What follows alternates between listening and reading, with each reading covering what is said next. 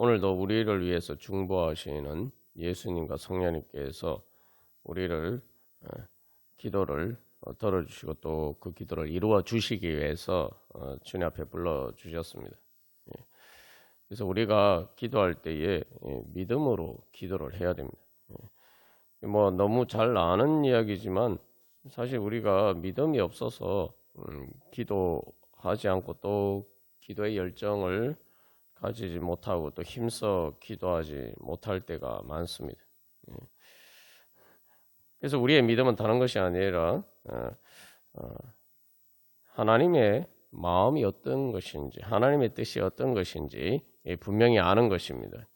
그래서 하나님께서 우리를 향하신 뜻인 로마서 8장 32절에서 이야기한 것처럼 자기 아들을 아끼지 아니하고 우리 모든 사람을 위하여 내주신 것, 거기에 바로 하나님의 그러한 뜻이 있죠. 하나님이 그렇게 예수님과 함께 모든 것을 우리에게 주시지 아니하겠느냐, 이런 이 말씀을 우리가 믿는다면은 그것이 바로 예수님을 믿는 믿음일 것입니다.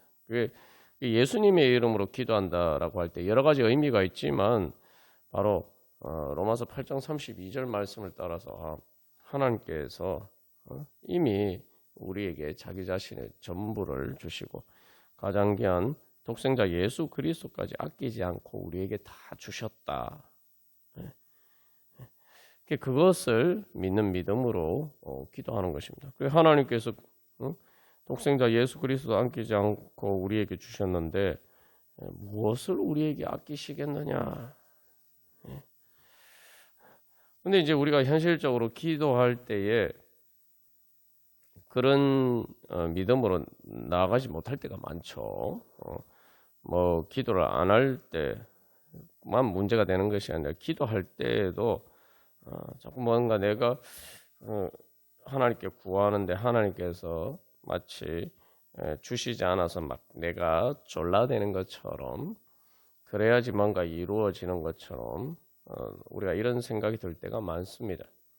그리고 그런 생각들이 단순히 또 기도할 때뿐만 아니라 인내하면서 기도할 때뿐만 아니라 우리의 삶의 전반적으로 우리의 그 중심에 그런 이 정서 속에서 살아갈 때가 많습니다. 그래서 우리가 감사하지 못하고 살아갈 때가 많죠. 그런 정서 속에서 살아간다는 건, 정서라는 것은 이제 단순히 어떤 순간적인 감성을 얘기하는 것이 아니라 일반적인 그러니까 우리가 뭐 보통 한국인의 정서 이렇게 얘기할 때처럼 내가 그 감정의 공간 안에서 그 느낌의 공간 안에서 살아가는 것입니다. 그래서 정서는 일종의 감정의 공간이죠. 나로 하여금 어떻게 느끼도록 만드느냐 하는 그런 공간적인 영향력을 의미합니다. 그래서 우리 안에 그런 정서가 있어요. 그러다 보니까 우리가 이 감사하지 못할 때가 많습니다. 우리의 삶의 사실은 하나님이 진짜 예수님과 함께 모든 것을 우리에게 주시지 않겠느냐. 그런데 왜 우리의 삶에 여전히 많은 어려움들이 있고 아직도 하나님 마치 뭔가 아끼고 안 주시는 것처럼 생각되는 그런 삶의 현상들이 많느냐는 거죠. 그래서 그런 것을 볼 때마다 바로 하나님이 우리에게 뭔가 아끼고 안 주시고 그래서 우리가 마치 뭔가를 졸라대야 되는 것처럼 그런 이제 정서가 우리 안에 이제 자리 잡고 있기 마련입니다. 근데 오늘 이제 우리가 읽지는 않았습니다만 34절 말씀 이후에 보면은 그렇게 당당하게 이야기를 했는데 우리가 종일 주를 위하여 죽임을 당하게 되며 도살당할 양같이 여김을 받았나이다. 이 36절에서 그렇게 이야기하고 있어요. 뭐 35절에서도 환난이나 공고나 박해나 기근이나 적신이나 위험이나 칼이라. 하나님이 우리를 정말 예수님까지 아끼지 않고 우리에게 주시는데 왜 우리에게 이런 일이 있나는 거죠. 그래서 우리의 현실을 보면은 사실은 이 사도 바울의 이런 말이 또 뭐 우리가 하나님의 자녀다 뭐 이런 이야기들이 좀 이렇게 현실적으로 우리에게 느껴지지 않을 때가 많단 말이죠. 그래서 그렇기 때문에 우리 안에 이제 탄식이 있는 겁니다. 중요한 것은 우리의 믿음은 내가 나의 현실과 또 내 정서와 내 삶의 상황과 내 또한 감정으로 이나 또 내 눈에 보이는 모든 그런 것들 가운데에서 또 그런 것들이 진리가 아니라 하나님이 나를 사랑하셔서 정말 예수님도 아끼지 않고 우리에게 주신 바로 그 은혜와 사랑으로 나에게 모든 은혜를 주시기를 원하신다. 우리가 그것을 믿어야 됩니다. 그렇기 때문에 이제 믿음이 쉬운 것처럼 보이지만 사실 믿으면 된다 하지만 내 눈에 보이는 것과 정반대되는 것을 반대로 생각해야 되기 때문에 믿음이 또 어렵죠. 그래서 그것에 대해서 이제 육신의 생각을 이야기하고 영의 생각을 이야기하는 것입니다. 육신의 생각은 사망이요. 말 그대로 하나님이 우리를 와 함께 하시지 않고 하나님의 사랑이 없는 것처럼 보이는데 그렇게 느껴진단 말이죠. 뭐 느껴지는 건 어쩔 수가 없어요. 그런데 그렇게 느껴질 때에 그것을 따라서 생각하고 내가 그런 정서 속에서 살아가면 그게 이제 육신을 따르고 육신의 일을 생각하는 것이 됩니다. 그러니까 이 사도 바울이 분명히 이야기한 것처럼 뭐 환난 35절 36절에서 이야기한 그런 어려운 상황들이 닥쳤을 때 심지어 뭐 죽임을 당하게 된다. 그냥 죽임을 당하는 것도 아니고 종일 또 주를 위하여 뭐 이렇게 죽임을 당하게 되는 그런 상황 속에 있을 때에도 하나님이 나를 죽게 내버려 두지 아니하시고 나를 어떻게 여기서 살려주실 것인가 이런 관점에서 생각하는 것이 바로 믿음입니다. 그냥 그런 현실이 있을 때 그냥 그것을 있는 그대로 내 육신의 감각에 따라서 느껴지는 대로 내가 그냥 그렇게 내가 생각하고 행동하면은 그게 바로 이제 육신을 따르는 것이죠. 육신의 일을 생각하는 거예요. 거기에는 하나님이 없죠. 그래서 이제 여기서 이제 우리의 믿음이라고 생각할 때 단순히 힘들고 어려운 상황이 있을 때도 아무렇지도 않은 것처럼 하는 것이 믿음이 아닙니다. 중요한 것은 이 하나님이 그런 사랑이 우리의 현실로 느껴지지 않을 때에 바로 우리가 주님께서 분명히 그렇게 나를 사랑하시고 예수님까지 아끼지 않고 그렇게 주시기까지 나를 사랑하시는데 왜 내 현실은 이러한가? 주님이 그렇게 나를 사랑하신다면은 왜 이러한가? 이런 이 모순 속에서 이 충돌될 때에 우리가 그것을 가지고 주님 앞에 탄식하면서 나아가면은 그게 바로 영을 따르는 거예요. 그래서 탄식이라는 게 말 그대로 막 이 고통 가운데서 신음하는 것을 의미합니다. 중요한 것은 그 단순한 탄식을 하는 것은 육신을 따르는 육신의 생각이 될 수도 있어요. 근데 중요한 것은 오늘 말씀에서 바로 우리까지도 속으로 23절 말씀에서 탄식하여 양자될 것 곧 우리 몸의 속량을 기다린다라고 이야기하죠. 바로 그래서 그렇게 주님의 구원을 기다리면서 그런 소망을 가지고 참음으로 기다려라 이랬죠. 25절 말씀에서 보지 못하는 것. 지금 당장에 눈앞에 보이는 것은 하나님의 사랑이 눈앞에 안 보여요. 하나님 날 사랑하신다는 것과 정반대되는 것만 보인단 말이죠. 그럴 때에 우리가 단순히 탄식하는 것이 아니라 그 탄식하면서 그 탄식을 우리의 소망으로 바꿔서 하나님을 기다리는 탄식, 하나님을 향한 소망의 탄식으로 바꾸면은 그게 바로 영의 생각입니다. 그래서 하나님이 이런 정말 뭐 종일 주를 위하여 죽임을 당하게 되고 도살당할 양같이 여김을 받는 이런 상황 속에서 하나님께서 예수님을 통해서 그런 구원의 은혜를 보여주신 것처럼 어떻게 나를 여기서 구원해 주시고 나를 여기서 건져 주시고 하나님의 사랑이 눈에 보이도록 하나님께서 그렇게 나를 인도해 주실 것인가? 그것을 생각하고 바라는 것이 바로 영의 생각입니다. 그러니까 우리가 영의 생각이라고 할 때 내가 힘든데도 뭐 힘들지 않은 것처럼 생각하는 게 믿음이나 그게 영의 생각이 아니에요. 그런 것 가운데서 소망을 가지고 주님 앞에 나아가는 거예요.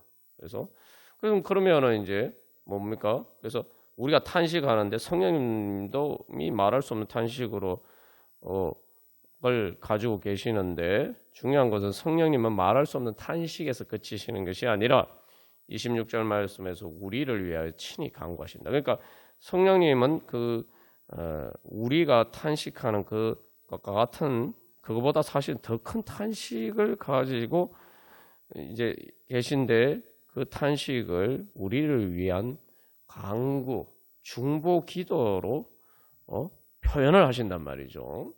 그러니까 우리가 성령님의 인도하심을 따르는 것, 즉 영의 생각이라는 것, 영을 따르는다는 것, 영을 따르고 영의 일을 생각한다는 것은 바로 우리가 성령님처럼 우리도 그렇게 우리의 탄식을 기도로 바꾸는 겁니다. 소망과 기도로 바꾸면은 그게 영을 따르는 것이고 그게 영의 일을 생각하는 거예요. 그래서 하나님이 나를 여기서 어떻게 구원하시고 인도해 주실 것인가. 결국은 이제 이 로마서 8장에서 그 소망이 뭡니까? 영의 생각이 뭡니까? 하나님이 바로 우리를 살리신다. 그래서 11절 말씀에서 예수를 죽은 자 가운데서 살리신 이의 영이 너희 안에 거하시면은 뭐죠? 그의 영으로 말미암아 너희 죽을 몸도 살리시리라.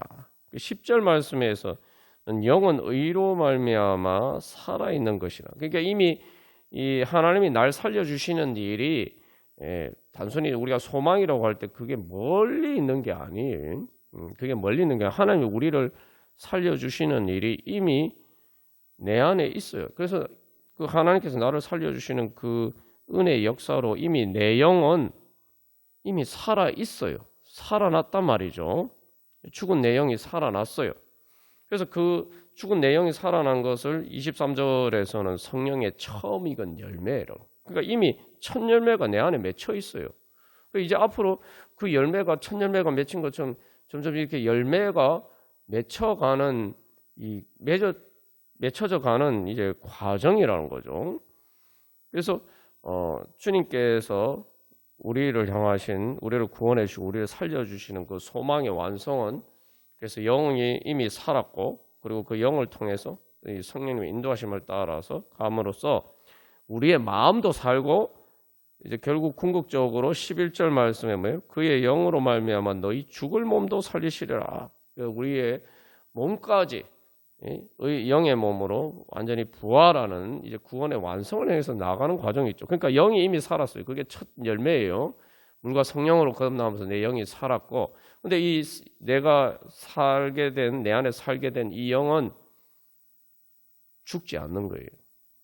왜냐하면 하나님의 생명이기 때문에 이건 이제 죽지 않는 거예요. 그래서 뭐 우리가 도살 죽임을 당하게 되고 뭐 도살 당하려고 같이 역임을 받았나이다 이렇게 했는데 역임을 받았을 뿐이지 실제로 죽지는 않단 말이죠. 아무리 죽이려고 해도 그 어떤 환난이나 공고나 박해나 기근이나 적신이나 위험이나 칼 어떤 위협이 닥쳐도 어떤 세파가 불어도 내 하나님께서 살려주신 바로 성령을 통해서 살아나게 된 바로 내 영은 하나님의 그 내 안에 있는 하나님의 생명은 절대로 꺼지지 않는 불이란 말이죠. 그러니까 우리가 그것을 기억해야 합니다. 그러니까 절대로 꺼지지 않는 불. 그게 어떻게 나타나면 그래서 하나님을 향한 소망은 절대로 꺾이지 않는 소망으로 우리 안에서 나타나고 그것이 바로 어떤 비바람이 불고 폭풍우가 불고 해도 그 불이 꺼지지 않는 거예요. 그래서 하나님께서 모세에게 그것을 예표로 보여주셨죠. 모세가 보니까 어떻게 저 불이 안 꺼지지? 불이 뭐 떨기나무 자체가 사실은 이제 불을 뗄감으로 별로 적당하지 않은 나무란 말이죠. 그게 그래서 제대로 이렇게 탈 수도 없는 거예요. 뭐 장작처럼 그런 게 아닙니다. 그런데도 그게 금방 타서 없어져야 되는데 불이 꺼지지 않는단 말이에요. 그게 중요한 것은 이 모세가 하는 불이 꺼지지 왜 불이 안 꺼질까? 왜 불이 안 꺼질까? 그게 바로 하나님께서 우리에게 주신 첫 열매예요. 하나님이 나에게 주신 영적인 생명은 꺼지지 않는 불이에요. 그러니까 우리가 내 삶에서 어떤 힘든 일이 있고 어떤 비바람이 불고 이러다 내가 진짜 죽겠구나. 진짜 뭐 죽겠구나. 이런 생각이 들 때에도 그럴 때 그냥 말 그대로 죽겠구나 하는 이 생각만 하면 그게 육신의 생각이죠. 그 육신의 생각 뭐예요? 사망이에요. 육신의 생각이 사망이라는 것은 두 가지 의미가 있어요. 육신의 생각이 사망이라는 것은 하나님이 살려주신다는 생각을 못 하고 아이고 내가 예를 들면 내가 너무 힘들어서 죽겠구나 하면은 말 그대로 진짜 희망이 없어서 난 죽을 수밖에 없구나 이렇게 생각하는 게 육신의 생각이에요. 그 육신의 생각은 죽으면 끝이다 이렇게 생각하는 게 육신의 생각이에요. 그것뿐만 아니라 우리의 삶에서도 나에게 희망이 없구나. 그냥 이 절망 가운데서 내가 죽고 싶도록 힘든데 아이고 그냥 죽을 수밖에 없구나. 이렇게 생각하는 게 육신의 생각이에요. 그러니까 육신의 생각은 죽음을 궁극적인 내가 그 결과로 이제 생각하는 거죠. 근데 중요한 건 그렇게 생각하면서 내가 사실은 그 죽음을 향해서 절망을 통해서 죽음을 향해서 내가 사실은 걸어가는 거예요. 그게 그러니까 육신을 따른다 그러죠. 죽음을 따라서 죽음의 길을 가는 거예요. 그래서 육신의 생각은 사망인 겁니다. 그러나 영의 생각은 생명과 평안이다. 그 어떤 세파 가운데서도 그 어떤 것도 꺼트리지 못하는 하나님의 생명이 내 안에 있다. 그것이 바로 절대 꺾이지 않는 절대적인 소망. 그래서 그걸 다른 말로 절대적인 소망을 다른 말로 표현하면 쉬지 않고 기도하는 거예요. 사도 바울이 쉬지 말고 기도하라 이렇게 얘기했는데 어떻게 사람이 뭐 쉬지 않고 기도할 수 있느냐 이렇게 우리가 이제 생각할 수가 있죠. 그런데 내 안의 영은 절대 꺼지지 않는 불이고 하나님의 생명의 불이에요. 그러니까 그것은 내 영은 계속 성령님의 인도하심을 따라서 성령이 말할 수 없는 탄식을 우리를 위해서 친히 간구하시는 것을 따라서 내 영은 내 안에서 탄식하면서 계속 쉬지 않고 기도를 하는 거예요. 기도라는 게 다른 게 아니라 하나님을 향한 갈망을 가지고 계속 그렇게 하는 거예요. 그걸 따라서 우리가 이제 기도해야 되는 거죠. 그러니까 우리의 영은 사실 쉬지 않고 기도해요. 내가 그걸 따라야 돼. 내 마음이 그걸 따라야 된다는 거예요. 그래서 여기 생각이라고 했잖아요. 영의 생각은 사람의 마음을 이야기하는 겁니다. 그러니까 내 영이 내 안에서 하나님을 향한 절대적인 소망을 가지고 그렇게 하나님을 향해서 기도하는 그것이 이제 내 마음이 돼야 돼요. 그래서 그렇게 되면 그게 바로 쉬지 않고 기도하는 거예요. 그죠? 쉬지 않고 기도하고 항상 우리가 뭐 계속 우리가 뭐 교회에서 뭐 두 손 모으고 기도하는 것처럼 그렇게는 할 수가 없지만 중요한 것은 내 삶이 이제 그런 기도의 정서 가운데 살아간단 말이에요. 그러니까 그 영의 정서는 뭐냐면은 그런 상황 가운데서 분명히 하나님이 살아계시고 그 하나님이 그렇게 나를 사랑하시고 나는 하나님이 내 아버지요. 그냥 아버지가 아니고 뭐 아빠 아버지라고 그랬잖아요. 예? 세상에 이 어떤 아빠가 물론 이 말이 뭐 아람어로 한국말 아빠하고 똑같은 건 아니지만 중요한 것은 여기서 사실은 한국말 아빠보다 더 적나라한 말이에요. 무슨 말이냐면 예수님은 예수님에 대해서 이야기할 때 요한복음에서 예수님은 하나님의 품 안에 계셨다. 진짜 말 그대로 예수님이 하나님 아빠라고 부르실 때는 뭐 아람어고 한국말이 다르긴 하지만 사실은 의미에 있어서는 사실 우리나라 말의 그 아빠보다 더 사실은 친밀감을 표현하는 거죠. 말 그대로 하나님의 품 안에 계셨다. 우리가 그런 얘기를 하잖아요. 품 안의 자식이지. 뭐 이런 말을 이제 하는데 그 품 안의 자식이라는 게 뭡니까? 품 안의 자식이라는 게 내가 어른이 돼서 이제 독립하기 전에 그 부모의 슬하에 있을 때에 있는 어린 자녀를 이야기하는 거죠. 그게 품 안의 자식이에요. 그런데 실제로 요한복음 1장에서 예수님은 하나님의 품 안에 계셨다 이렇게 얘기해요. 그러니까 예수님이 하나님을 대한 건 말 그대로 뭐 우리가 그런 것뿐만 아니라 예수님은 정말 이 어린아이가 아빠를 떠나서 살 수가 없는 것처럼 아빠의 보호를 떠나서는 살 수 없는 것처럼 그렇게 하나님 아버지를 그렇게 생각하시고 그렇게 구하셨다는 거죠. 그래서 이 하나님 아빠 아버지라고 부르신다는 게 이제 그런 의미.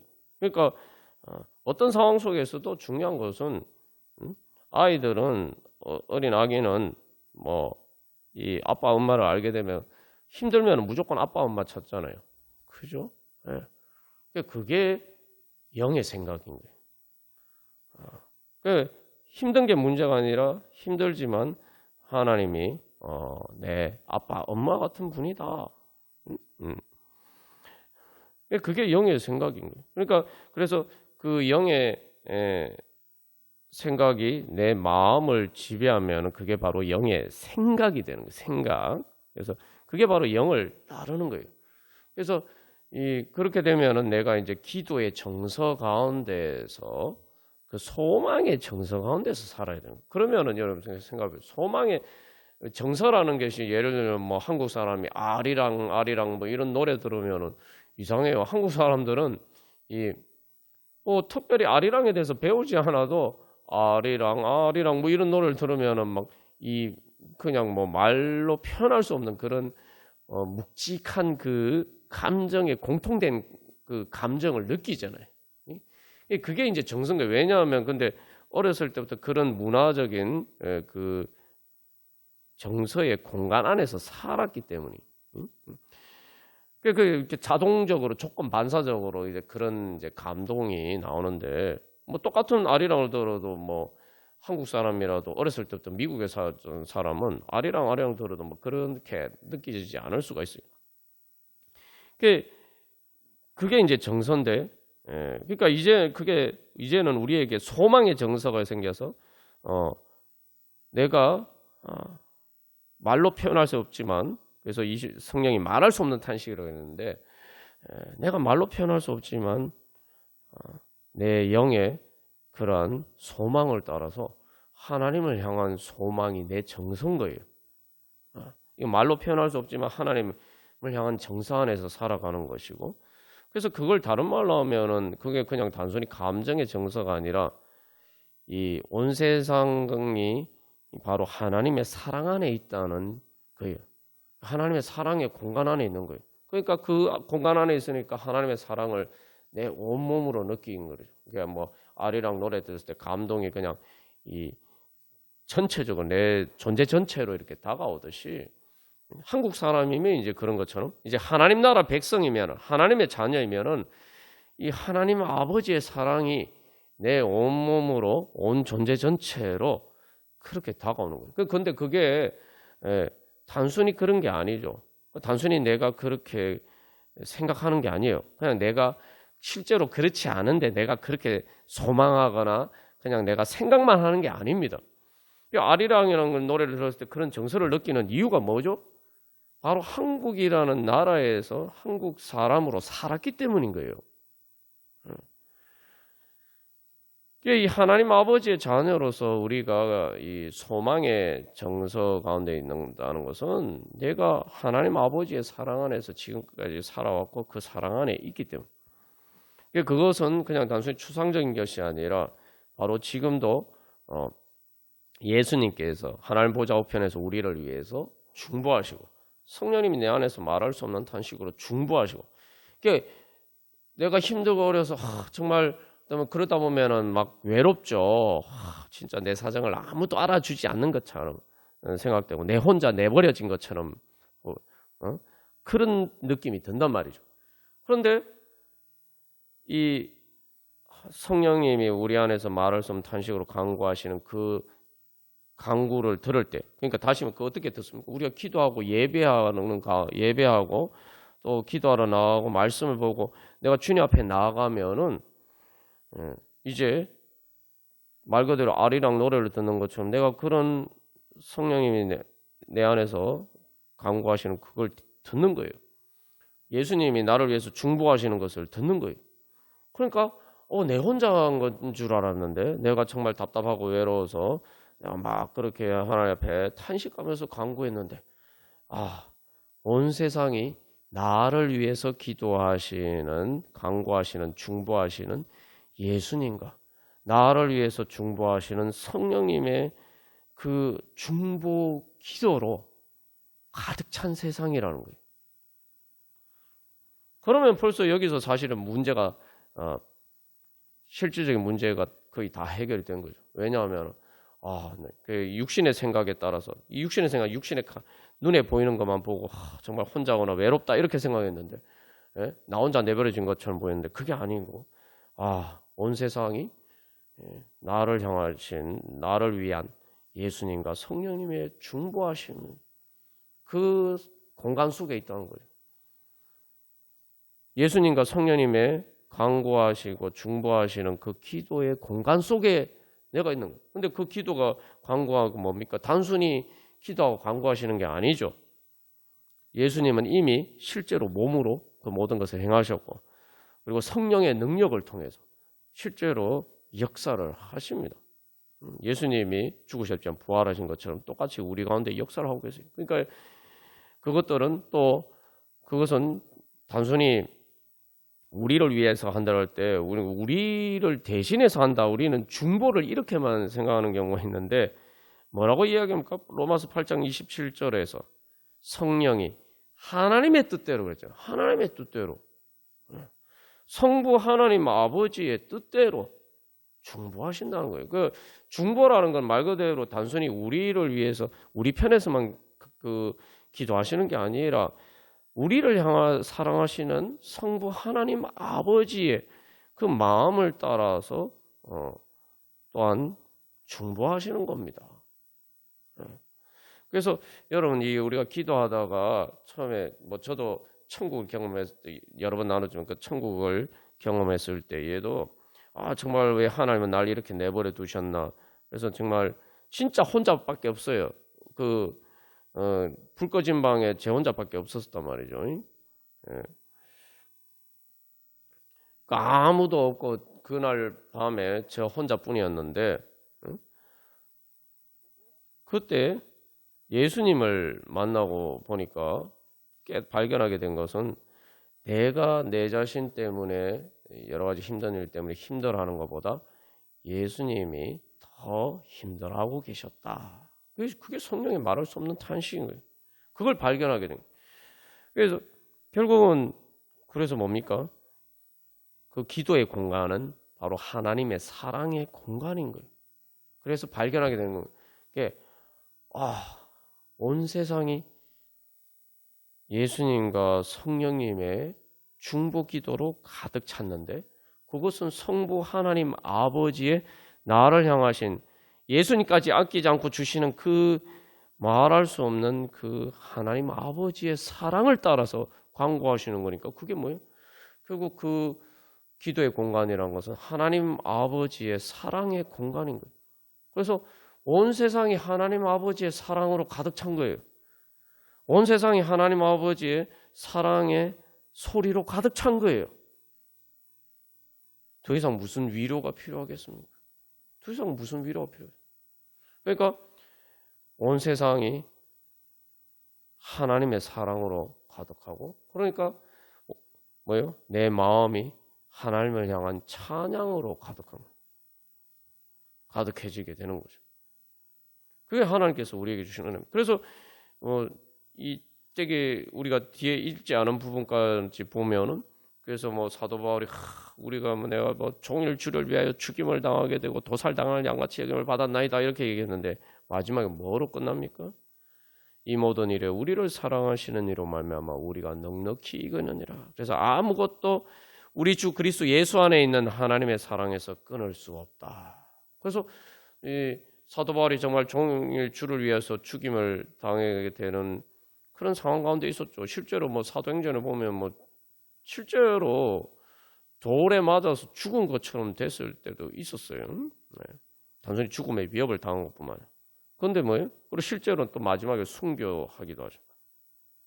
그러나 그런 모든 상황 가운데서도 어떻게 보면은 하나님이 날 사랑하신다는 것과 정반대되는 사랑이죠. 예수님이 십자가에서 죽으실 때 나의 하나님 어찌하여 나를 버리셨나이까? 그렇게 했는데 정말 그렇게밖에 외칠 수밖에 없는 그런 상황인데 뭐예요? 온 세상이 그런 상황 속에서도 온 세상에 하나님의 사랑으로 가득 찬 것처럼 보이는 거예요. 보이는 게 아니라 그게 이제 진짜인 거죠. 그게 진짜인 거예요. 육신의 눈은, 육신의 감각으로는 이게 어두워서 그게 안 보이는 거예요. 그래서 실제로 뭐 스데반도 보면은 순교할 때 막 돌에 맞아 죽는 그 순간에 얼굴이 천사처럼 빛이 나면서 딴 말이죠. 왜냐하면은 바로 자기를 위해서 일어나신, 하나님 보좌 우편에서 예수님께서 하나님 보좌 우편에서 스데반을 위해서 기도하시던 그 예수님께서 벌떡 일어서셨다는 거예요. 바로 그 스데반을 맞아 주시기 위해서, 스데반을 구원해 주시기 위해서. 그래서 이 사도행전 7장 55절에서는 스데반이 성령 충만해서 하늘을 우러러 주목하여 보니까 하나님의 영광과 및 예수께서 하나님 우편에 서신 것을 봤다.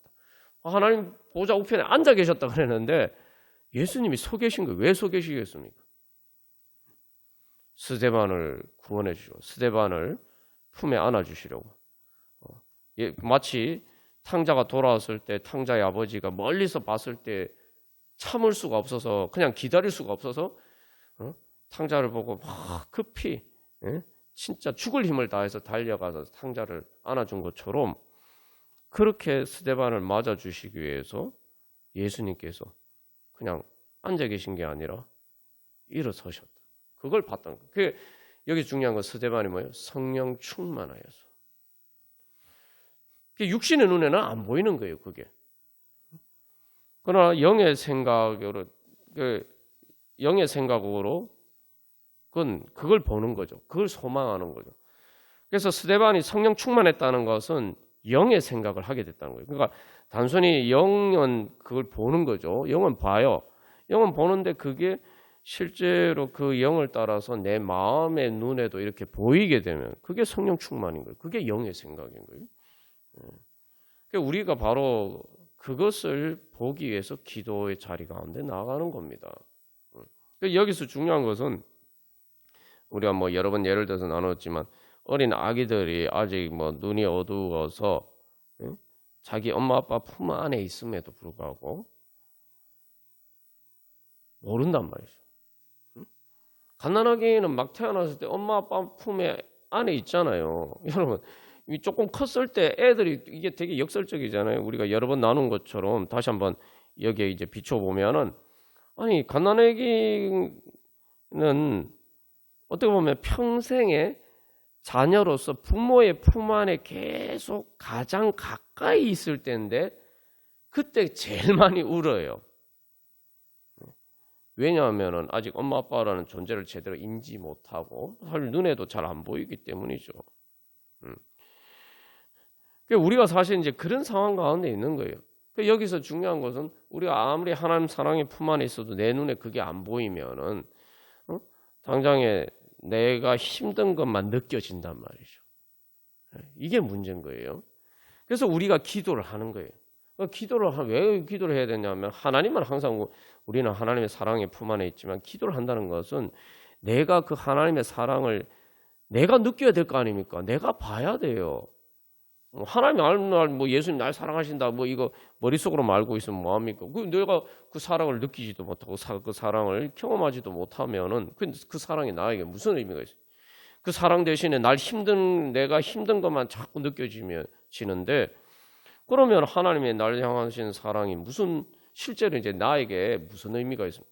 그러니까 내가 기도하러 나가는 것은 바로 내가 주님 앞에 기도하면서 내가 그렇게 했을 때 하나님이 그것을 들어주시고 그래서 내가 이제 내가 하나님 아버지의 사랑의 품 안에 있다는 것을 점점 인지하게 되는 그 과정이에요. 그걸 위해서 나가는 겁니다. 그러면 어린아이들이 어떻게 보면 조금 크면은 이제 엄마 아빠 품 안에 있으면은 안 울잖아요. 그렇게 울던 애들이 어느 순간인가 그렇게 안 울어요.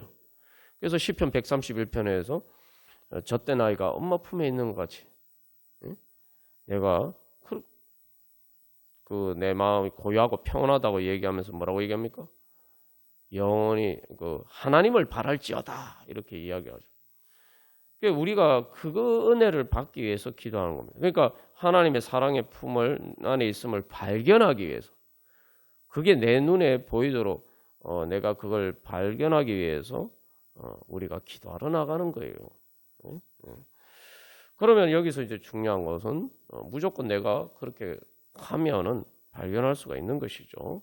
그래서 하나님께서 이미 예수님과 성령님을 통해서 다 우리에게 보여주셨고, 그래서 우리가 이제 그 영을 따라서 성령님의 인도심을 따라서 이제 기도하는 가운데 이제 그 영이 보는 것이 마음의 눈에도 점점 뚜렷하게 보여야 돼. 점점 뚜렷하게 보여.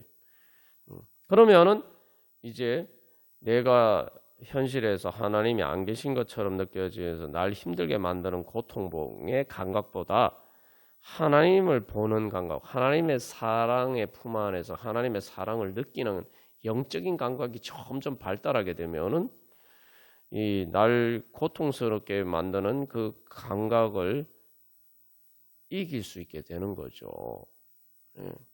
그래서 실제로 이제 경험하면은 그렇게 이제 우리가 하나님을 만나게 되면은 내가 정말 힘든 상황이 하나도 안 바뀌었는데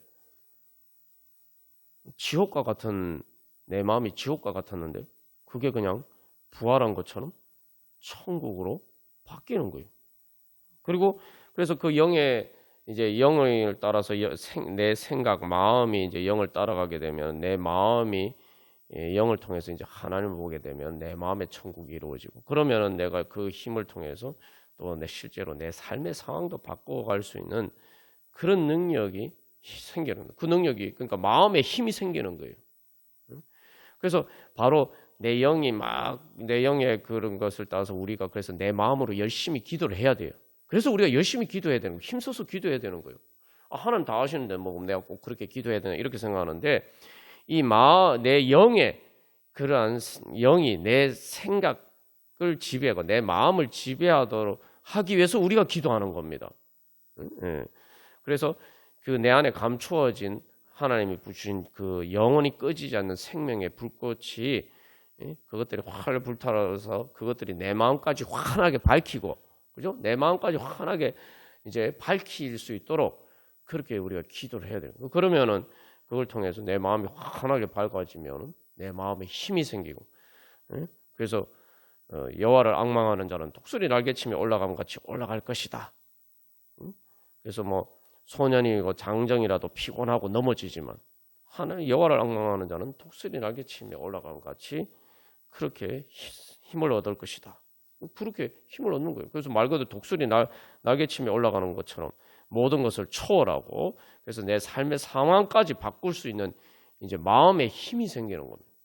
그러니까 우리가 그걸 위해서 기도를 해야 되는 거예요. 그래서 그 마음의 힘이 생겨서 내 삶의 상황을 바뀔 수 있는 마음의 힘이 생기도록 내 영의 이 불꽃이 내 마음을 그렇게 환하게 비추도록 그렇게 그 불꽃을 불러 일으켜야 되는 거예요. 불씨를 살려야 되는 거예요. 그게 바로 기도입니다. 그래서 불씨 살리는 뭐하는 게 예전에 보면은 막 이게 풍로로 바람 불어넣고 그다음에 막 그 또 땔감도 막 집어넣고 하잖아요. 그러니까 그게 바로 기도예요. 그래서 내 영의 불씨가 활활 불타올라서 내 마음과 내 삶을 환하게 밝히고 그래서 그것들이 정말 차가운 추운 겨울과 같은 그런 내 마음과 내 삶을 따뜻한 봄과 같은 그래서 부활의 그러한 능력으로 변화되기까지 그렇게 우리가 기도를 하는 겁니다. 그래서 우리가 기도하는 거예요. 기도를 통해서 그래서 우리가 이제 바로 이 첫 열매가 이제 우리의 소망을 통해서 기도를 통해서 우리 안에서 풍성하게 열매 맺혀져 가는 거예요. 그러면은 내 삶이 점점 천국이 이루어지고, 그죠? 내 삶의 이 광야와 같은 세상에서 이 오아시스와 같은 그러한 하나님이 주신 은혜가 점점 커지면은 어떻게 됩니까? 오아시스가 점점 커져서 결국 그게 가나안 땅이 되는 거예요. 젖과 꿀이 흐르는 가나안 땅. 하나님께서 오늘 우리에게 그런 은혜 주시기 위해서 불러 주셨습니다. 그래서 우리가 이 영적인 원리를 잘 알고 우리가 함께 기도하면서 나아가겠습니다. 찬송가 216장 우리 찬양 드리시겠습니다. 그래서 이 찬송가 216장은 제일 처음에 무슨 고백으로 시작합니까? 성자의 귀한 몸 날 위하여 버리신 그 사랑 고마워라. 그래서 우리가 이 예배 가운데 나아가는 게 그래서 중요한 거예요. 예배는 다른 것보다는 기본적으로 감사와 찬양이. 그러니까 우리가 세상 속에 살다 보면 자꾸 하나님이 날 사랑하시는 하나님이 이 땅을 다스리고 예수님께서 보좌에 앉으신 어린 양 나사렛 주 예수 그리스도께서 바로 하나님 보좌의 우편에 앉으셔서 또 하나님 보좌 가운데서 하늘과 땅의 모든 권세를 가지고 다스리시고 모든 악한 것을 심판하시고 만물을 구원하시고 그리고 그 안에서 또 나도 이렇게 구원해 가신다. 이걸 우리가 자꾸 잊어버리고 살 때가 많아요. 왜냐하면 세상 속에 살다 보면 자꾸 육신의 생각에 사로잡히기 때문에. 그래서 우리가 예배 가운데 나온다는 것은 또 오늘 이렇게 기도의 가운데 나온다는 것은 바로 그것을 다시 한번 기억하고 영적인 감각을 살리는 거예요. 그래서 성자의 귀한 몸 날 위하여 버리신 그 사랑 고마워. 그래서 예배는 기본적으로 감사와 찬양이에요. 왜냐하면 하나님이 예수님을 주신 것까지 그 이상으로 무엇을 우리에게 더 주실 수 있겠습니까? 근데 이미 그 사랑을 우리가 받았단 말이에요. 그래서 내 머리 숙여서 주님께 비는 말, 주님이 나를 그렇게 사랑한 날 위해서 자기 자신의 전부를 주셨는데 나는 주님께 무엇을 바칠까? 이 생각이 들면은 진정한 행복이 찾아오는 거죠. 우리가 생각해봐요. 불평과 불만이란 게 뭡니까? 항상 이 박탈감이잖아요. 박탈감. 나는 왜 이런 게 없을까? 왜 하나님 나한테 이런 거 주실까? 왜 나는 이런 게 없을까? 우리가 세상 살다 보면은 자꾸 또 비교하기도 하고 또 실제로 그런 여러 가지 있어서 뭔가 자꾸 이게 박탈감이 생겨요. 박탈감. 뭔가 손해받고 잃어버렸다. 근데 주님 앞에 나와서 보니까 여러분, 그래서 이게 예수님을 진짜 믿어야 됩니다. 예수님 믿는다는 것은 뭐예요? 성자의 귀한 몸 날 위해서 버리신 그 사랑. 그걸 믿는 거죠. 그걸 생각해 보니까 내가 세상에 어떤 것이 없는 것처럼 생각되는데 예수님을 나한테 주셨으니까 난 하나님을 받았잖아요. 하나님은 어느 주보다 더 크신 분 아닙니까? 나는 어느 주보다 더 큰 것을 얻은 거예요, 이미. 박탈감을 느낄 이유가 없어요. 그게 여러분, 제가 이렇게 방금 말한 것이 우리가 예수님 믿는 사람은 다 진리라고 인정하는 사실 아닙니까? 근데 왜 우리가 문제는 그 진리가 우리에게 현실로 느껴지지 않는다는 거예요. 내 감정의 마음의 감정으로 감각으로는 그게 그렇게 머릿속으로 생각은 내가 그렇게 할 수 있을지 모르지만 실제로 그렇게 느껴지지 않는단 말이죠. 감각적으로 그렇게 감각이 되지 않는단 말이죠. 그러니까 그럴 때 우리가 믿어요. 그게 진짜지. 그러면 뭐예요? 내 감각이 잘못됐네. 내 감각이 잘못된 거예요. 내 눈이 어두운 거예요. 내가 영적으로 둔해졌고 내가 영적으로 마비가 돼가지고 지금 영적으로 잠자는 상태에 있어서 하나님이 날 사랑하시는 게 내가 지금 안 보이는 거예요. 그러니까 실로암 연못에 눈 씻으러 그 예수님께서 보내셔서 씻고 눈을 뜬 것처럼 내가 주여 눈을 뜨게 해주셔서 주여 그게 진리인데 왜 제 눈에는 그게 안 보이고 그렇게 느껴지지 않습니까? 제가 눈이 얼마나 어두우면 이렇게 지금 이 모양입니까? 이렇게 고백하면서 주님 앞에 나가야 되는 거예요. 그래서 주여 제 눈을 뜨게 하여 주시옵소서. 그래서 내가 기쁘고 감사하지 않지만 그게 진리라고 내가 믿고 예배하면서 주님께 감사하고 찬양하면, 그래서 내가 실제로 그 주님을 만나게 되면 내 눈이 뜨여지게 되면은 주님께서 내가 도대체 너무 감사해서 나는 무엇을 주님께 드릴까? 이게 박탈감이 아니고 이제 오히려 보죠. 박탈감이 아니라 내가 뭔가를 자꾸 받아야 된다는 생각을 하죠. 사람들이 그러니까 자꾸 싸우고 다투고 인간관계가 힘들어지는 거예요.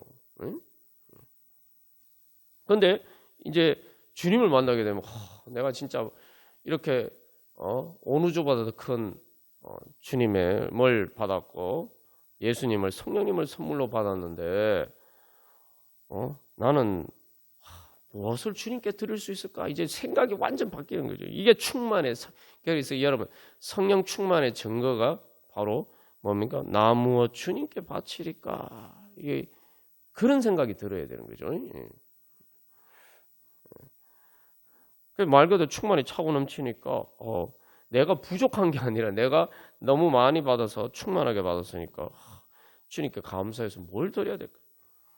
그래서 2절 말씀은 지금도 날 위해서 간구하심을, 내가 정말 이 여튼 작은 믿음, 연약한 믿음도 그걸 안다 이 말이죠. 그래서 주님의 참사랑 고맙고 놀라워 찬송과 기도를 쉬지 않네. 그래서 우리가 앞에서 나눈 거죠. 쉬지 않고 기도하는 거예요.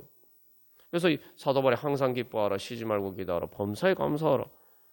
그게 바로 그런 의미인 거예요. 그게 원래 정상적으로 그게 정상인데 내 눈이 어두워서 그렇지 못했던 거예요. 그래서 그러나 주님께서 지금도 날 위해 간구하심을, 내가 믿음이 연약한데도 그걸 안다는 거예요. 그래서 그걸 알고 그 믿음에 따라서 주님 앞에 나가서 주님을 만나고, 그래서 주님의 참 사랑 고맙고 놀라 찬송과 기도를 쉬지 않네. 내가 드릴 거, 그래서 찬송과 기도를 쉬지 않네. 주님께서 날 그래서 찬양하면서 또 아직도 내가 내 눈에 보이지 않으니까 주여 제 눈을 뜨게 해서 보게 하여 주시옵소서. 그렇게 기도하는 거예요. 그렇게 이제 기도하고 그것을 통해서 어떻게 이제 3절 말씀에 주님의 십자가 나도 지고, 그래서 이제는 단순히 내 삶의 힘든 것을 극복하는 것뿐만 아니라 주님을 위해서 내가, 그래서 사도 바울이 뭐 종일 주를 위하여 죽임을 당하게 됐다. 그냥 단순히 내 삶의 힘든 문제뿐만 아니라 이제는 내가 오히려 주님 때문에 그런 모든 일들을 당하는 것도 감사함으로 할 수 있게 된다는 거죠. 그래서 내가 힘든 상황 가운데서도 그걸 극복하고 초월할 수 있는 힘을 얻게 되니까 이제는 주님의 사랑하는 마음으로 주님을 위해서 하는 모든 것도 내가 이제 감사함으로써 할 수 있게 됩니다. 그래서 형제의 사랑과 친절한 위로를 네게나 베풀게 하옵소서. 그래서 제가 그렇게 하게 하여 주시옵소서. 그래서 눈을 떴을 때 내가 꼭 그것이 바로 주님을 따르는 것이고, 그러면 내가 주님과 함께하는 것이니까 더 주님과 가까워지는 것이니까 더 감사하고, 그래서 그것을 오히려 뭐예요? 소망하면서. 그래서 여러분 뭐라고 하면 네게나 베풀게 하옵소서. 그죠? 그게 이제 단순히 내 삶의 현실에 어려운 것에서 벗어나고자 하는 소망을 넘어서 이제 바로 그런 소망으로까지 나아가게 됩니다. 그래서 4절에 결론적으로 만 가지 은혜를 받았으니, 그래서 여기서도 얘기해요. 그러니까 삶에 그렇다고 슬픈 일이 없는 게 아니라 내 평생 슬프나 즐거우나 이 몸을 온전히 주님께 바쳐서 주님만 위하여 늘 살겠네. 이 모든 이 찬양이 가능한 것은 1절에서 이야기하는 것은 성자의 귀한 몸 날 위하여 버리신 그 사랑. 말 그대로 이 몸을 온전히 주께서 받아. 이미 내가 그렇게 하기 전에 주님께서 나를 나를 자기 몸뿐만 아니라 자기 전부를 바쳐서 그렇게 말 그대로 예수님은 오직 나를 위해서 사신 거 아닙니까? 그죠? 그걸 이제 바라보고 그걸 보게 되고 그걸 제대로 느끼게 되면은 만큼 우리가 이 찬양이 우리의 찬양이 되겠죠. 그래서 그러면은 그만큼 내가 이제 나는 이제 부족한 사람이 아니라 참 만 가지 은혜를 받았으니 어떻게 하면 이 은혜를 나눠주면서 살까? 이게 세상에서 제일 행복한 사람이 되는 거죠. 하나님께서 오늘도 우리에게 그런 은혜 주시기를 원하셔서 주님 앞에 불러주셨습니다. 우리 또 오늘 이 기도를 통해서 바로 그 영의 생각을 따라 소망하고 탄식하고 소망하고 기도함으로써 바로 그러한 은혜 가운데 나아가기를 바라면서 우리 함께 찬양하고 기도하겠습니다. 우리 시간 함께 기도하겠습니다. 그래서 내가 뭐 탄식이 있는데도 아무렇지도 않은 것처럼 가장하면 안 됩니다. 그것도 내 자신을 속이는 거예요. 하나님 앞에서 그냥 아버지, 아빠라고 부르는 것, 예수님이 겟세마네에서 동산에서 정말 마가복음에서 그래서 거기도 그냥 아버지 하면 되는데 번역하면 되는데 굳이 거기 아빠란 말을 집어넣은 거면 뭐냐면 진짜 힘들고 어려울 때 예수님이 내가 죽고 싶도록 힘들다 이렇게 말씀하셨을 때 바로 그럴 때 그런 것들을 숨기지 말고 마치 나는 아무렇지도 않은 것처럼 마치 그런 내 혼자 그런 문제들을 다 해결할 수 있는 것처럼 또 그런 식으로 자기 자신을 가장하지 말라는 거예요.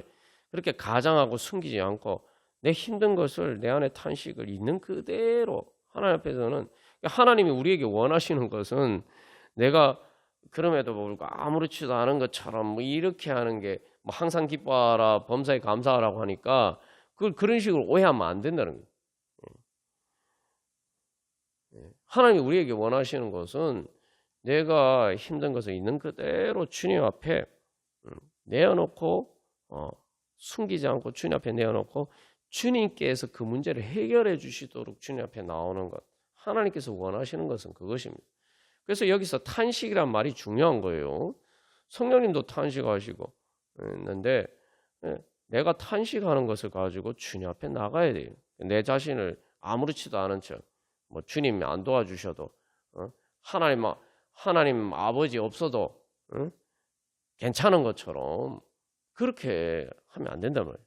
내 힘든 것을 있는 그대로 다 내어놓고 그래서 주님 앞에 나가야 돼요. 그리고 그래서 문제는 뭐냐면 그렇게 나아가면서 그런데 내 일은 힘든 것이 문제가 하나님이 날 사랑하지 않으셔서 그런 게 아니라 내가 어린아기처럼 아직도 눈이 어두워서 나가 하나님 아버지 사랑의 품 안에 있음을 보지 못해서 그렇다.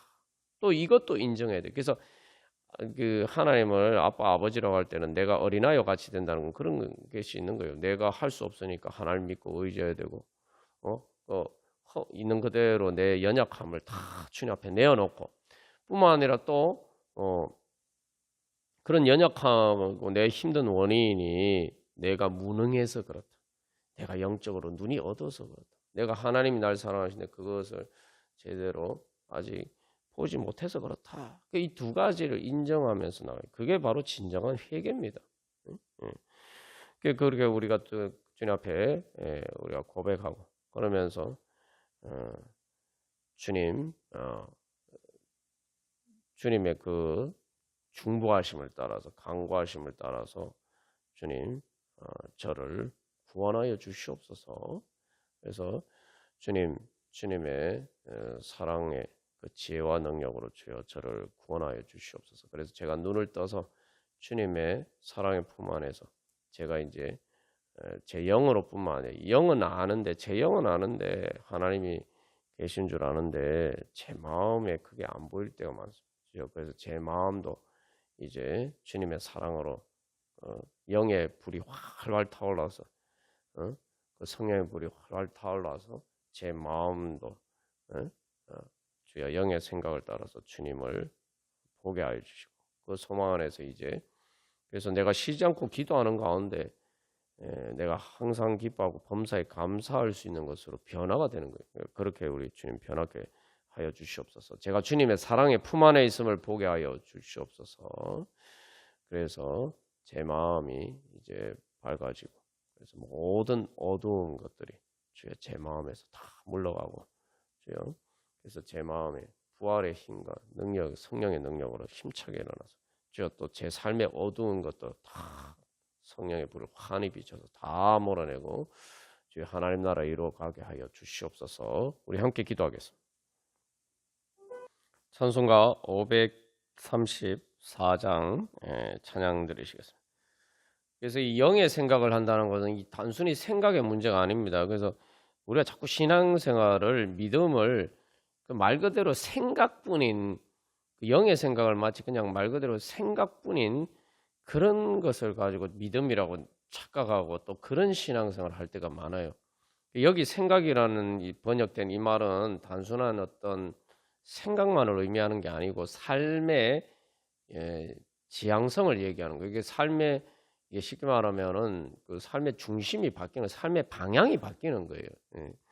그래서 이 영의 생각을 한다는 것은 단순히 생각이 아니라 실제로 내 마음과 삶을 변화시키는 현실입니다. 여러분, 그래서 방향이 바뀐다는 건 단순히 방향이 바뀌는 문제가 아니죠.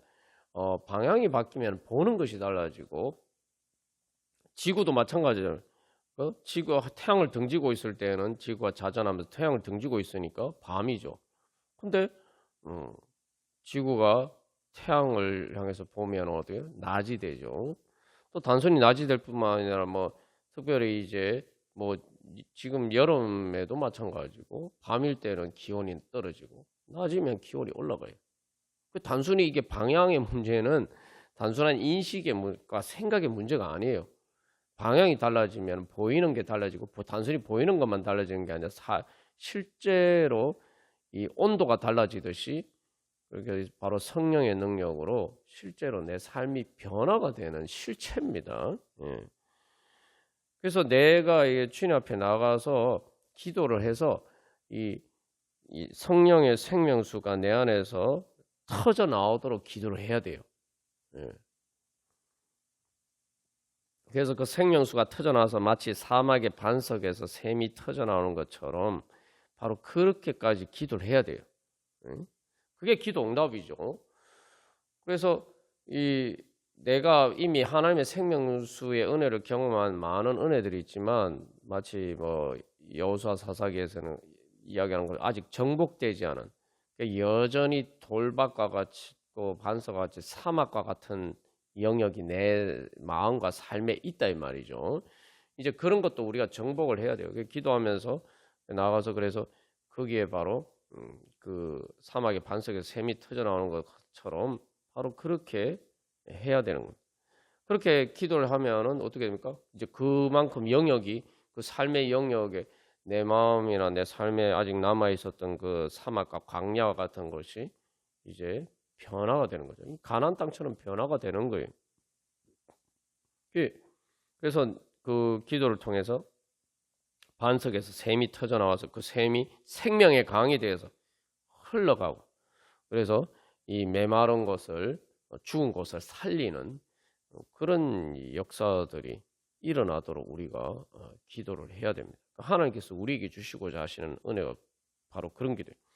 그러니까 우리가 힘써서 기도해야겠죠. 힘써서 기도해야 돼요. 반석에서 모세가 반석이 있는데 반석에서 물을 낼 때에 그냥 툭 이렇게 치는 게 아니잖아요. 말 그대로 힘껏 내리쳐야죠.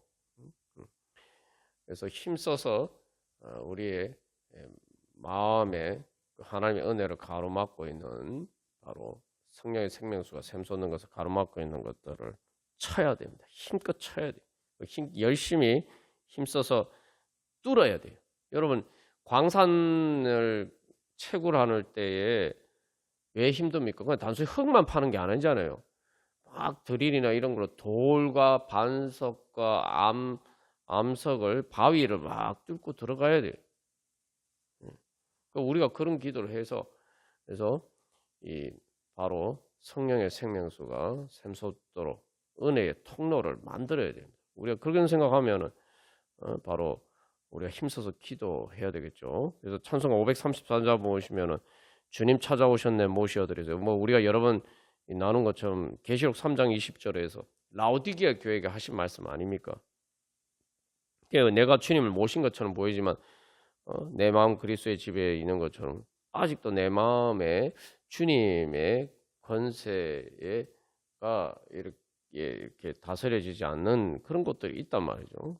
계속 그래서 우리가 이 반석에서 샘을 솟도록 성령의 생명수가 샘솟도록 계속 이렇게 영향을 개척하고, 또 다른 말로 하면 우리가 개간 작업할 때 이제 수로를 만들어서 이렇게 물을 끌어오는 것처럼 계속 그런 작업을 해야 돼요. 그래서 내 마음에 그래서 내가 딱 주님이 안 계신 것처럼 보이는 그런 마음과 삶의 영역 가운데서도 이 보이면은 이게 바로 내가 아직 개척해야 될 것이구나. 내가 다시 주님을 모셔드려야 되는 것이구나. 우리가 그렇게 빨리 깨달아 알아야 됩니다. 분명히 주님은 온 세상 가운데 충만하신데 성령의 능력도 마찬가지인데 왜 그렇게 보이지 않는 것이느냐. 이것은 그렇다면 여기에 바로 내가 이 반석을 쳐서 여기 성령의 생명수가 샘솟도록 해야 되는 곳이구나. 바로 내가 다시 그렇게 주님을 모셔드려야 되는 곳이구나. 그래서 주님께서 다스리는 영역이 확장되도록 하는 거죠. 그래서 주님 찾아오셨네. 모셔드리세요.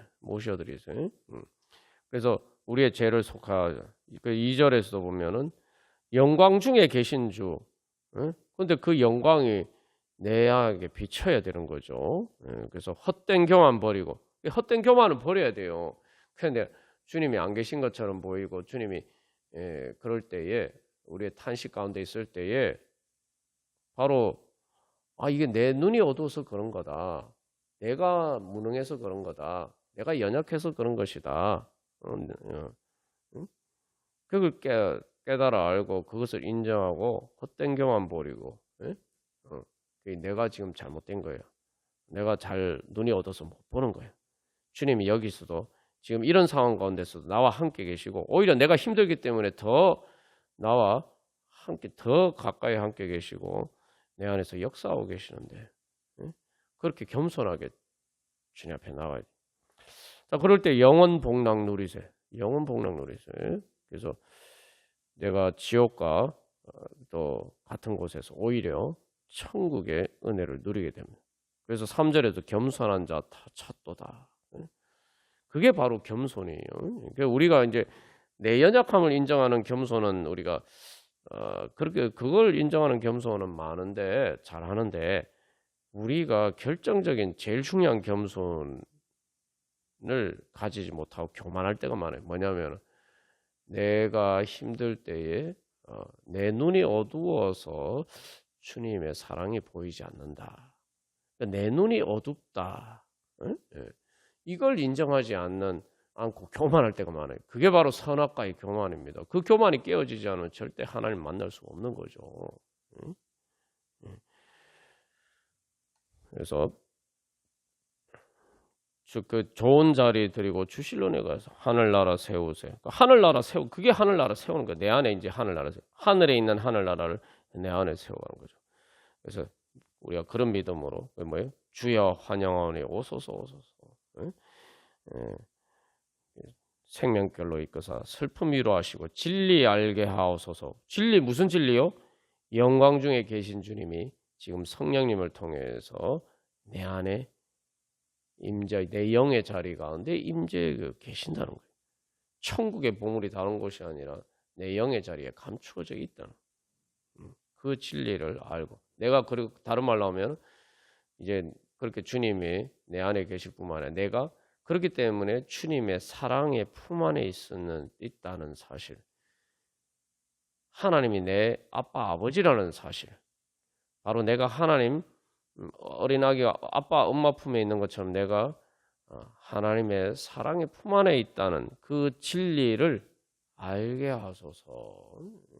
여기 오소서 하는데 뭐냐면 내 주관적인 관점에서 보면은 오시는 거죠. 응? 예. 이게 아무리 뭐 사랑을 받아도 응? 사랑을 받아들이지 않으면은 그 사랑은 나에게 의미가 없죠. 응. 그래서 우리가 주여 슬픔 위로하시고 주님이 저를 사랑하신다는 그 진리 알게 하소서. 응? 우리 함께 찬양 드리시겠습니다.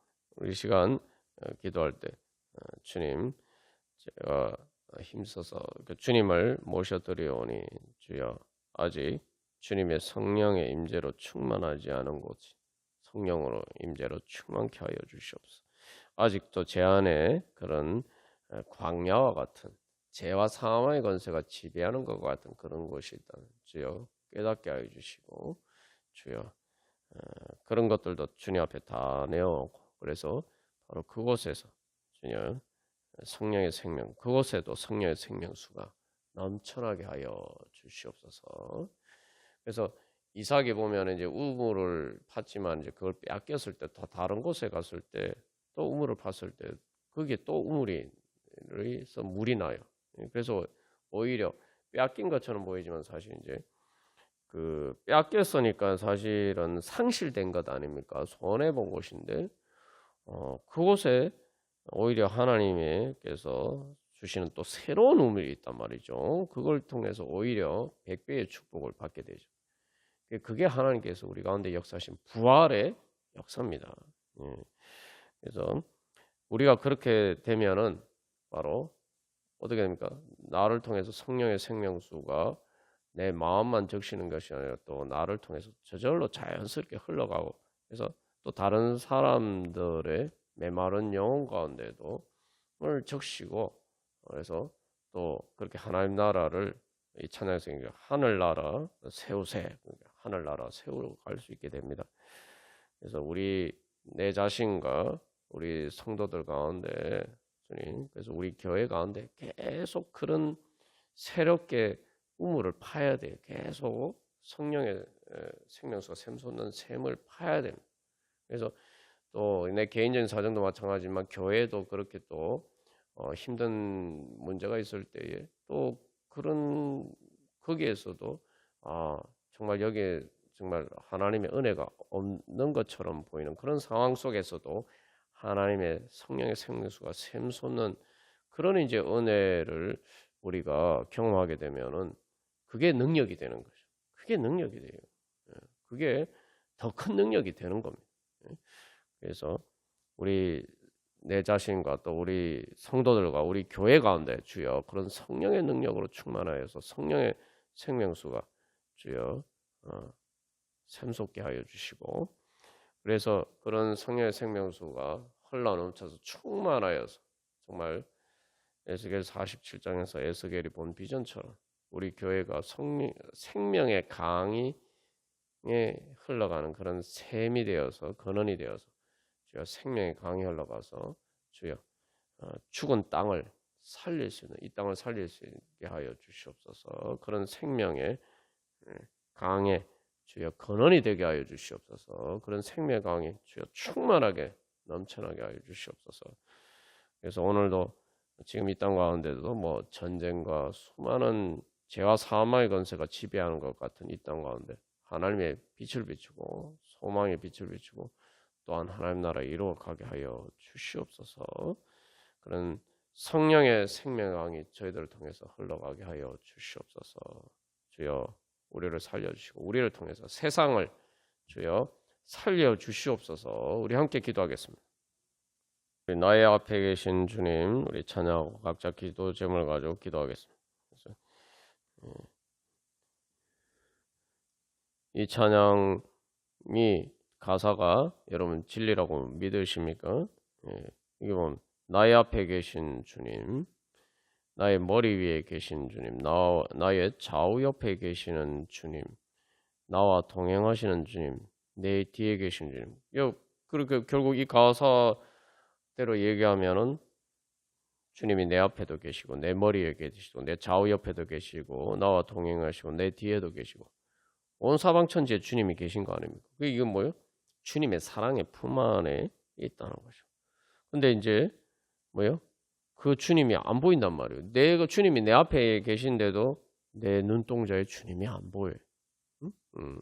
내 머리에 계신데 내가 주님께 머리 들어서 바라보지 않으니 주님을 못 보는 거예요. 그래서 절망 가운데 빠져서 고개를 숙이고 그냥 땅만 쳐다보고 있으니까 주님이 안 보이는 거예요. 내 좌우 옆에 계시는데 내가 내 걱정과 근심과 거기에 만 그 집중이라고 하기도 그렇죠. 이렇게 집중이 아니고 우리가 보통 거기에 사로잡혀서 그 걱정과 근심과 어두운 것에 사로잡혀서 내 바로 옆에 계신 주님을 보지 않는단 말이죠. 그리고 주님이 내 뒤에서 나를 안아주시는데 그 주님도 알지 못하는 거죠. 그래서 그 주님을 만나게 해 주시옵소서. 그래서 그 주님을 의지하게 해 주시옵소서. 여러분 그런 주님을 내가 몰라도 그런 주님 만나기를 소망하면서 보기를 소망하는 게 주님을 의지하는 거죠. 또 그래야지 내가 또 주님을 의지할 수가 있어요. 믿음에서 믿음으로 나아간다라는 게 바로 그런 의미죠. 주님을 의지하려면 주님 품에 안겨야 되는데 주님이 내 뭐 아무데도 안 계신 것처럼 보이는데 내가 어떻게 주님께 안깁니까? 그러니까 내가 주님 앞에 나아가야 돼요. 그래서 그러면은 이제 그게 바로 탕자가 아버지 집으로 돌아가는 과정이죠. 그러면은 그걸 통해서 이제 결국은 아버지를 만나게 돼도 아버지를 나를 안아주시는 그 아버지의 품에 안길 수가 있게 되는 거죠. 그래서 여기서 중요한 탕자가 돌아가는 과정이라는 것은 아버지께 문제가 있는 게 아니죠. 자기가 떠나 있었기 때문에. 우리의 기도는 바로 그렇게 주님께 돌아가는 과정입니다. 그래서 내가 주님의 품 안에 있음을 알고 그래서 그 주님의 품 안에 내가 이제 안겨서 내가 주님을 안아야 되죠. 그렇게 나아가는 과정이 우리의 기도의 과정입니다. 우리 그런 기도의 은혜 가운데 나가기를 소망하면서 그래서 오늘 바로 이 찬양의 가사처럼 주여 그렇게 주님 보고 알게 하여 주시옵소서. 그래서 주님 사랑의 품에 안기게 하여 주시옵소서. 저를 품에 안고 계신 주님을 하나님 아빠 아버지를 새롭게 만나게 하여 주시옵소서. 우리 함께 기도하는 마음으로 찬양하고 우리 각자 기도 제목을 가지고 기도하겠습니다.